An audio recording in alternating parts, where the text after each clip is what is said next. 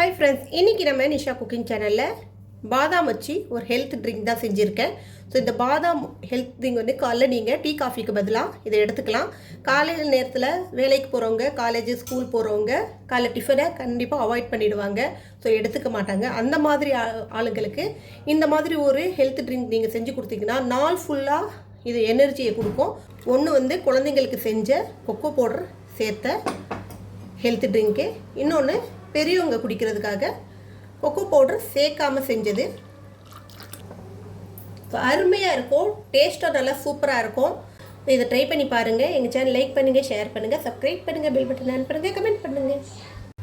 இது செய்கிறதுக்கு பாதாமை over night ஊற வச்சுக்கிங்க. ஒரு கைப்பிடி அளவுக்கு பாதாம் எடுத்து நான் ஊற வச்சுருக்கேன். இதோட மேல் தோலை எடுத்துடலாம். பாதாம் ஃபுல்லாக தோல் நீக்கி ஆயிடுச்சு. இப்போ இது ஒரு பக்கமாக இருக்கட்டும். ஒரு மிக்சி ஜார் எடுத்துக்கலாம். இந்த மிக்சி ஜாரில் ஒரு ஸ்பூன் கசகசா, ஒரு 4-5 முந்திரி எடுத்துக்கோங்க.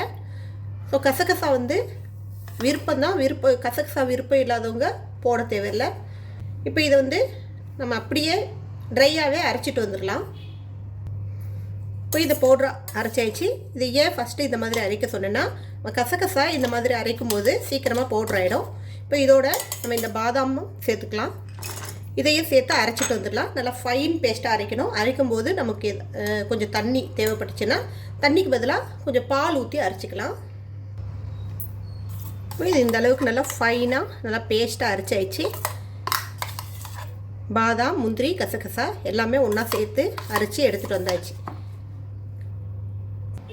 இப்போ அடுப்பில் ஒரு பாத்திரத்தை வச்சுட்டு இதில் 1 ஸ்பூன் அளவுக்கு நெய் ஊற்றிக்கிங்க.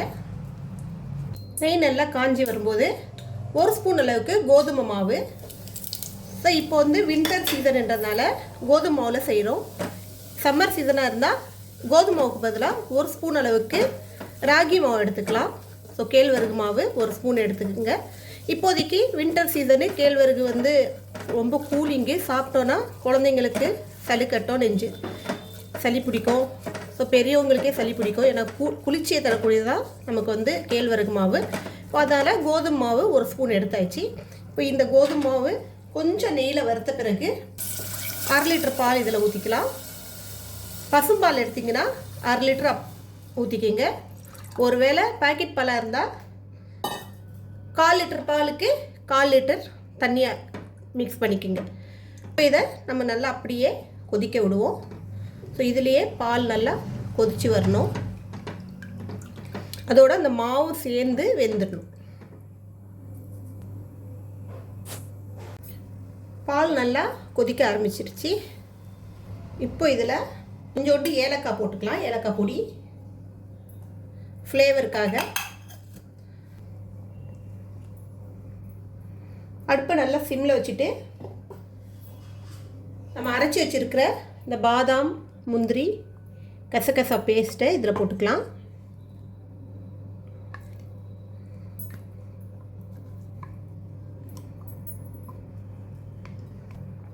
நல்லா மிக்ஸ் பண்ணிக்கிங்க. ஸோ கட்டியெல்லாம் விழாது, கரையின அவ்வளோதான். இப்போ இன்னொரு கொதி வர்ற அளவுக்கு ஒரு 2 நிமிஷம் இது அப்படியே அடுப்பு ஃபுல் ஃபார்மில் வச்சு அப்படியே கைவிடாமல் கொஞ்சம் கிளறிட்டே இருங்க. பாதாம் போட்டதால் அடியில் உட்காரும், அடி பிடிச்சிடக்கூடாது. ஒரு 2 நிமிஷம் தான், அவ்வளோதான். இது நல்லா கொதித்து வந்துடுச்சு. இப்போ பாதாமில் உள்ள பச்சை இந்த ராஸ்மல் இருக்கும் இல்லையா பாதாமில், அது இல்லாமல் இருக்கும். இந்த மாதிரி கொஞ்சம் கொதிக்க விட்டோன்னா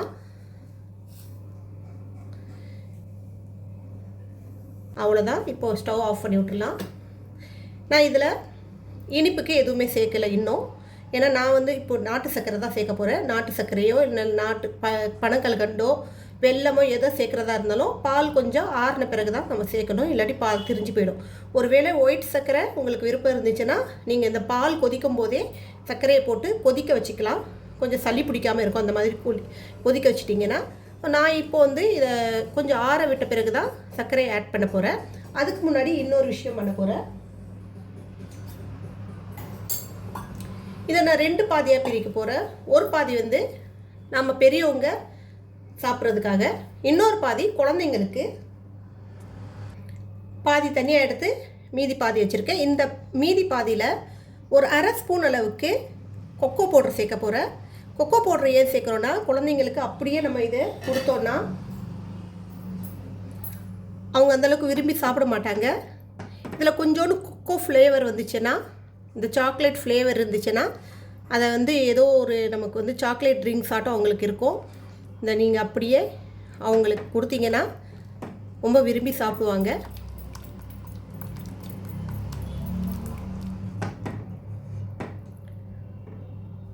ஒரு அரை ஸ்பூன் சேர்த்தா போதும், இந்த ஃப்ளேவர் வரணும், அவ்வளோதான். நீங்கள் நிறைய சேர்த்திங்கன்னா அந்த கசப்பு தன்மை வந்துடும். கொக்கோ பவுடரில் கசப்பு தன்மை இருக்கும். நம்ம அதிகமாக வந்து கலர்ஃபுல்லாக அந்த சாக்லேட் கலரில் வரணும்னு சொல்லி சேர்த்தோன்னா கசப்பு ஏறிடும். அந்த கசப்பு இல்லாமல் சும்மா லைட்டாக அந்த ஃப்ளேவர் மட்டும் வரணுன்னா ஒரு அரை ஸ்பூன் அளவுக்கு சேர்த்தா போதும். இப்போ இதை கரைஞ்சி நல்ல ஒரு சாக்லேட் ஃப்ளேவர் வருது. அப்படி இல்லைன்னா நீங்கள் டார்க் சாக்லேட் கூட கொஞ்சம் மெல்ட் பண்ணி போட்டுக்கலாம். இப்போது இது ஓரளவுக்கு ஆறிடுச்சு. கம்ப்ளீட்டாக ஆறக்கூடாது, கொஞ்சம் சூடாக குடித்தாதான் நல்லாயிருக்கும். ஸோ வின்டர் டைம்ன்றதால வெயில் நேரத்தில் நம்ம ஜில் பண்ணி குடிக்கலாம். ஐஸ் க்யூப் ஏதாவது போட்டு சாப்பிட்லாம்.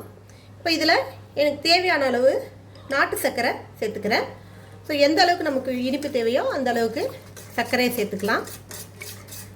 அவ்வளோதான். இதை கொக்கோ பவுடர் சேர்த்த பாலில் நாட்டு சர்க்கரை சேர்க்கும் போது இன்னும் கொஞ்சம் டார்க் ஆகிடுச்சு பாருங்கள். நமக்கு வந்து இந்த டார்க்னஸ்ஸு கொஞ்சோண்டு நம்ம கொக்கோ பவுடர் சேர்த்து நாட்டு சர்க்கரை சேர்க்கும் போது கொஞ்சம் நல்லா டார்க் ஆகிடும். குழந்தைங்களுக்கு கொஞ்சம் அட்ராக்டிவாக இருக்கணும் பார்க்கும்போது. அந்த ஃப்ளேவரு, அந்த கலரு அதெல்லாம் கொடுக்கும்போது தான் நம்ம எது கொடுத்தாலும் சாப்பிடுவாங்க. நம்ம ப்ளெயினாக ஏதாவது கொடுத்தோன்னா அவங்க நல்ல பொருளாக இருந்தால் கூட அதை அவாய்ட் பண்ணிவிடுவாங்க. அதால் நம்ம கொஞ்சம் சிரமப்பட்டு இந்த மாதிரி ஏதாவது செஞ்சு கொடுங்க. இது ரொம்ப ஹெல்த்தியானது. குழந்தைங்களுடைய வளர்ச்சிக்கு இது ரொம்ப ரொம்ப நல்லது. இதை காலையில் நீங்கள் கொடுத்தீங்கன்னா அவங்க மைண்ட் நல்லா ஃப்ரெஷ்ஷாக இருக்கும். காலைல டிஃபனுக்கு பதிலாக இது அவங்க சாப்பிட்டுட்டு போகலாம். இல்லை காலைல அவங்க தூங்கி இருந்துச்ச உடனே பல்ல விளக்கிட்டே குளிச்சுட்டு வந்துட்டோம் காஃபி டீக்கு பதிலாக இதை கொடுக்கலாம். நீங்கள் போகும்போது ஸ்கூலுக்கோ காலேஜுக்கோ போகும்போது ஒரு டிஃபன் கொடுத்து அனுப்பலாம். ஸோ அருமையான இந்த ட்ரிங்க்கு ட்ரை பண்ணி பாருங்கள். இன்னொரு ரெசிபியோடு உங்களை சந்திக்கிறேன். உங்களிடம் விடைபெறுவது உங்கள் லிஷா. எங்கள் சேனல் லாஸ்ட் வரைக்கும் பார்த்தவங்க அனைவருக்கும் மிக்க நன்றி. பாய்.